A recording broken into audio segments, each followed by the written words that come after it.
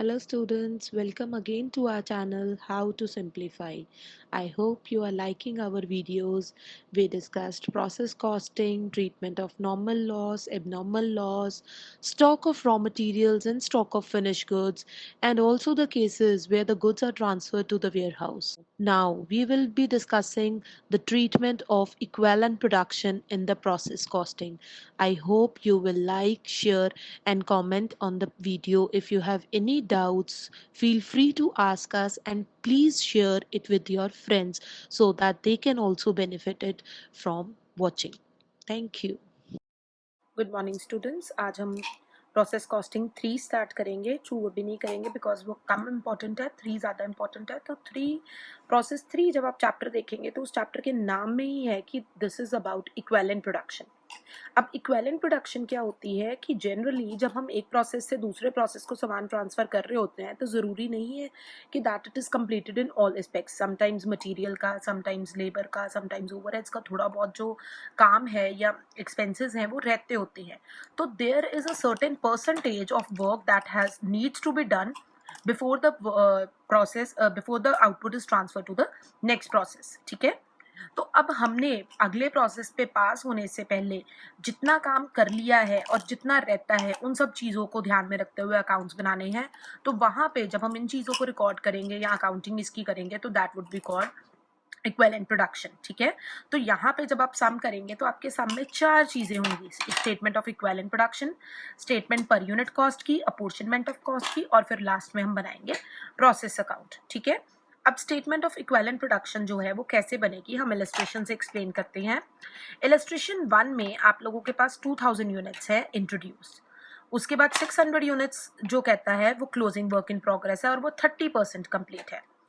अब इसका परफॉर्मा देखिए, क्योंकि ये स्टेटमेंट है तो कोई हार्ड एंड फास्ट रूल नहीं है परफॉर्मा का, बट स्टिल अपनी कन्वीनियंस के लिए हम उसको 2 पार्ट्स में मेजरली डिवाइड करेंगे, input and output.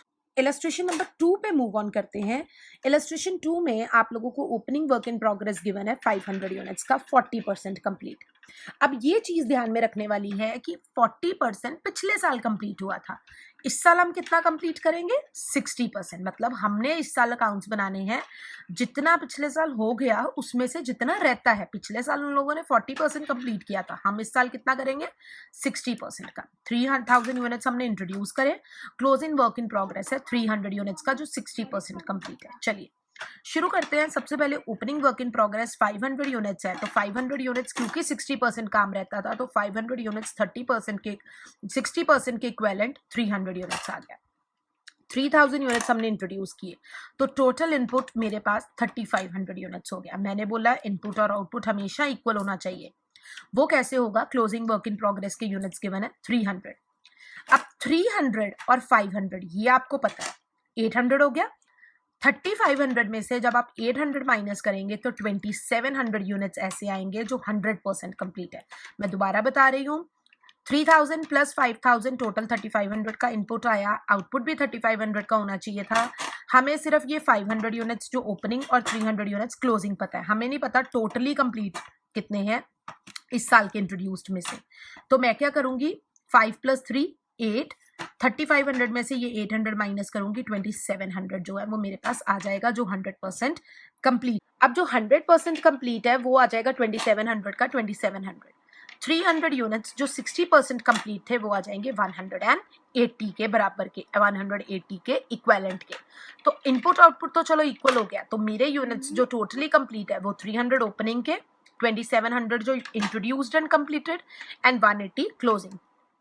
In total 3180 units मेरे पास आ जाएंगे। ओके, इलस्ट्रेशन नंबर 3 पे मूव ऑन करते हैं। इलस्ट्रेशन 3 में डिफरेंट ये है कि अब डिग्री ऑफ कंप्लीशन, यहाँ पे एक ही डिग्री ऑफ कंप्लीशन गिवन होती थी, 40%, 60% ओपनिंग में, 40 क्लोजिंग में 60। यहाँ पे आपको डिग्री ऑफ कंप्लीशन 2 तरीके से गिवन है, मटेरियल की अलग है, लेबर एंड ओवरहेड्स की अलग है। मटेरियल की अलग है, लेबर एंड ओवरहेड्स की अलग है। ठीक है, तीनों की अलग अलग भी हो सकती है, सिर्फ आपके कॉलम्स इंक्रीज होंगे, method of doing the sum will always remain same। तो अब हमारे पास ओपनिंग वर्क इन प्रोग्रेस है 900 यूनिट्स का, इंट्रोड्यूस गिवन है, क्लोजिंग गिवन है, नेक्स्ट प्रोसेस में कितने ट्रांसफर किए वो गिवन है। अब यहाँ पे परफॉर्मा में थोड़ा सा चेंज होगा क्योंकि परफॉर्मा इलेबोरेट हो जाएगा और ज्यादा बड़ा हो जाएगा। इनपुट और आउटपुट वैसे ही सेम रहेगा, पर्टिकुलर्स और यूनिट्स, पर्टिकुलर्स और यूनिट्स। अब मटेरियल के यूनिट्स और परसेंटेज अलग बनेगा, लेबर एंड ओवरहेड्स के यूनिट और परसेंटेज अलग बनेगा, बिकॉज दोनों की डिग्रीज में फर्क है, दोनों में अलग अलग डिग्रीज गिवन है। जो ओपनिंग वर्क इन प्रोग्रेस है उसकी 900 यूनिट्स थे, जिसपे 80% और 60% काम हो चुका था। इट मीन्स 20 और 40% काम रहता था, 20 एंड 40। 900 का 20 180, 900 का 20% 180 एंड 900 का ही 40% 360। प्लीज इस चीज को ध्यान में रखिए, ओपनिंग के रिमेनिंग परसेंटेज लेनी है। 80 और 60 गिवन थे, मैंने 20 और 40 लिए। Units introduce 6000। ओके, अब आप लोगों के पास क्लोजिंग वर्क इन प्रोग्रेस पे पहले जाते हैं। क्लोजिंग वर्क इन प्रोग्रेस आपको 700 यूनिट 70 और 60% कंप्लीट गिवन है। Closing work in progress 700 unit 70 और 60% कंप्लीट, 490 और 420, 700 इंटू 70%, 700 इंटू 60%, वो आ गया। अब मैंने बोला है इनपुट और आउटपुट इक्वल होना चाहिए। 6900 का इनपुट है, यहाँ पे 900 और 700 मुझे पता है 1600, ठीक है।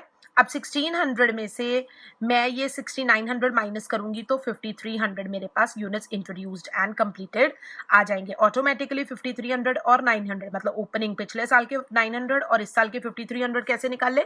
6900 में से ये 900 और ये 700 जो मुझे गिवन था वो माइनस करके, ठीक है। उसके बाद मेरे पास 5300 आ गया जो 100% कंप्लीट है। I hope this is clear. ये 6200 कैसे आया? पिछले साल के जो यूनिट्स बचे हुए थे वो, और इस साल जितने इंट्रोड्यूस किए उसमें से मैंने 5300 जो है वो ट्रांसफर कर दिए। इसको इजी वे ये भी है करने का कि 6000। ओके, इसको इजी वे ये भी करने का है कि 6000 का हम लोगों के पास जब हमने यूनिट्स इंट्रोड्यूस करे थे, 6000 में से 700 का क्लोजिंग स्टॉक है, क्योंकि जो ओपनिंग है वो तो कंप्लीट होना ही होना है। तो 6000 में से 700 का क्लोजिंग स्टॉक है, तो इट मीन्स 5300 का हम लोगों के पास जो इंट्रोड्यूस्ड में से कंप्लीटेड है, ठीक है। आई गेस यहाँ तक ये क्लियर है। उसके बाद इलस्ट्रेशन नंबर 4 पे मूव ऑन करते हैं। अब इलस्ट्रेशन 4 पे हमने फुल फ्लेज्ड क्वेश्चन करना है। अब यहाँ पे हम लोगों के पास जो है 10,000 यूनिट्स हमने इंट्रोड्यूस किए, क्लोजिंग वर्क इन प्रोग्रेस था 2000 यूनिट्स का, मटेरियल का 80% और लेबर का 60% काम हो चुका है। कॉस्ट भी गिवन है यहाँ पे, ठीक है। यहाँ पे आपको अपोर्शनमेंट ऑफ कॉस्ट और पर यूनिट कॉस्ट वो सारा कुछ एक्सप्लेन होगा। इनपुट है हम लोगों के पास 10,000 मटेरियल्स का जो हमने यूनिट्स इंट्रोड्यूस किए। फिर उसके बाद क्योंकि हमारे पास क्लोजिंग जो है वो 2000 का है तो यूनिट्स कंप्लीटेड 8000 आ जाएंगे। ये 8000 आप लोगों को आई गेस क्लियर हो गया, क्योंकि 10 में से 2 जो है वो कंप्लीट हुआ है।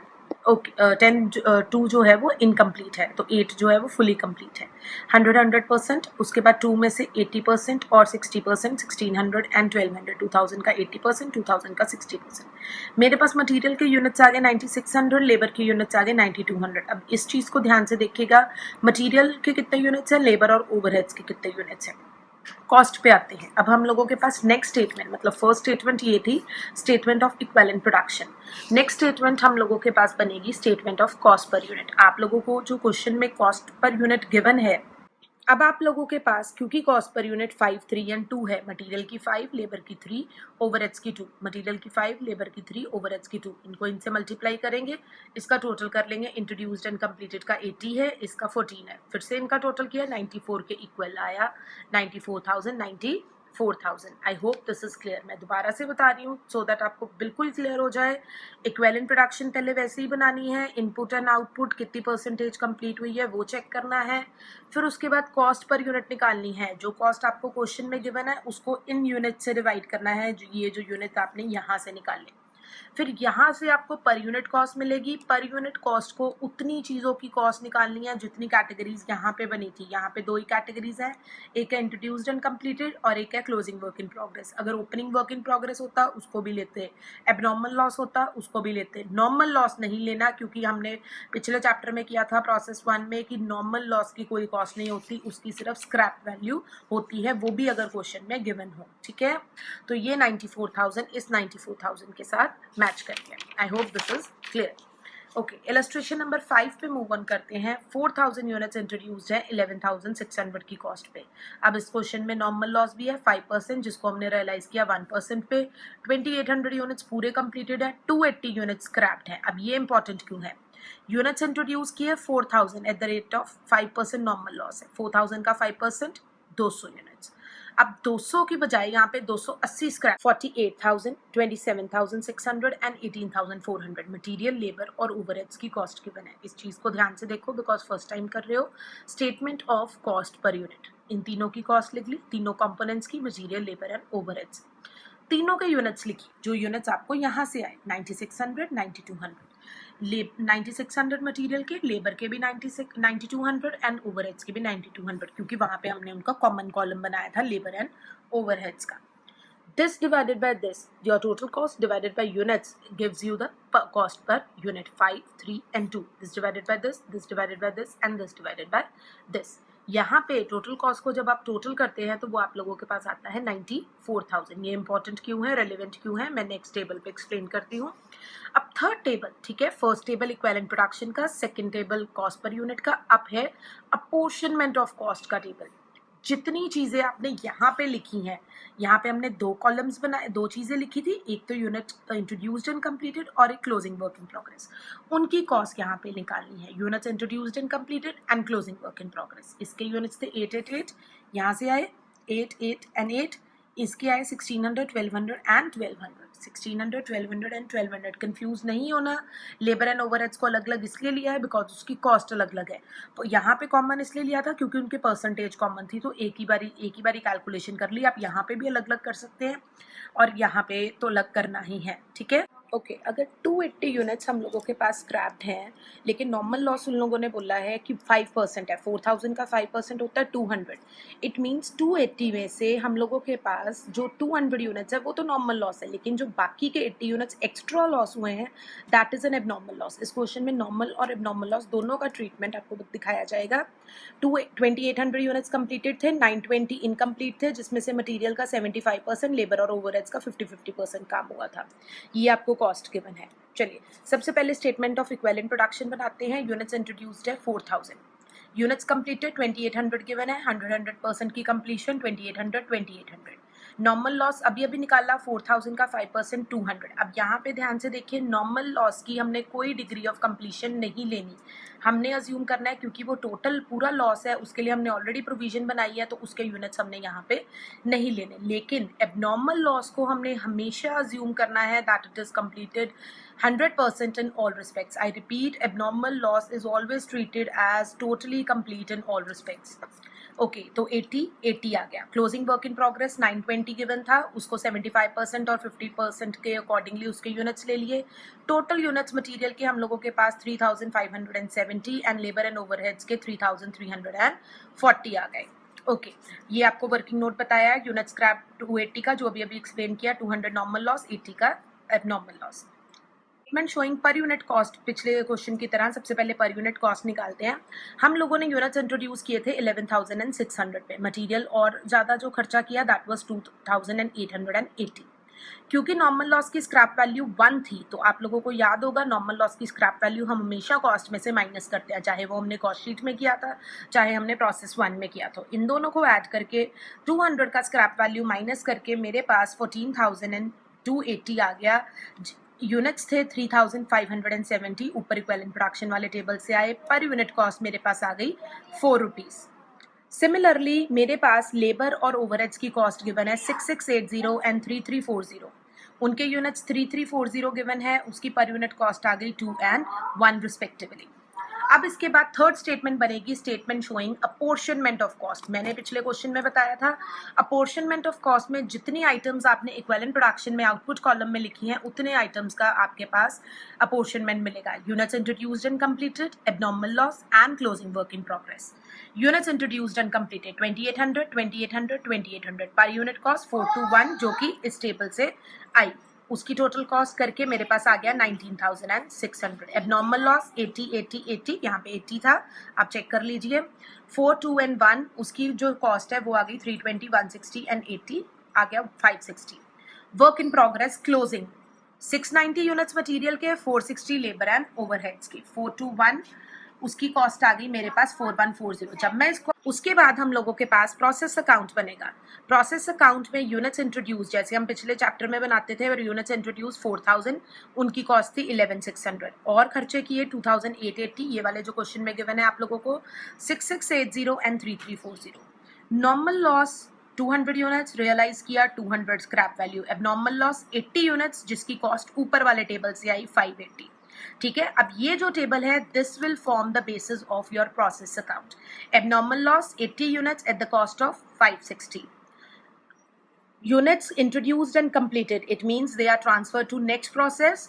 ठीक है, 2800 units at the cost of 19600, 2800 units at the cost of 19600। closing work in progress, closing work in progress की cost तो clearly आ जाएगी 4140, बट बच्चों को confusion होगी यूनिट्स कौन से वाले लेने हैं। यूनिट्स वो वाले जितने क्लोजिंग के टोटल थे, ठीक है, उनकी डिग्री ऑफ कंप्लीशन नहीं लेना, कंप्लीटेड कितने थे 920, 920 आ गया 4000 एंड 24500, 24500 ऑटोमेटिकली आप लोगों का जो अकाउंट है वो बैलेंस हो गया। ठीक है, तो हमने आज क्या क्या सीखा, प्रोसेस 3 में स्टेटमेंट ऑफ इक्विवेलेंट प्रोडक्शन बनानी सीखी, पर यूनिट कॉस्ट निकालनी सीखी, अपोर्शनमेंट ऑफ कॉस्ट और प्रोसेस अकाउंट। ठीक है, नॉर्मल लॉस एबनॉर्मल लॉस का ट्रीटमेंट सीखा, units introduced, opening work in progress को कैसे करना है और क्लोजिंग वर्क इन प्रोग्रेस को कैसे करना है। ठीक है, कोई डाउट होएगा तो व्हाट्सएप या कॉल कर लीजिए। Thank you. So I guess the concept of equivalent production is clear to all of you. So if you have still any doubts or queries, kindly feel free to contact us on the email ID given in the description box, or you can also mention your query in the box. Don't forget to share, subscribe, and like the video. Thank you. See you soon.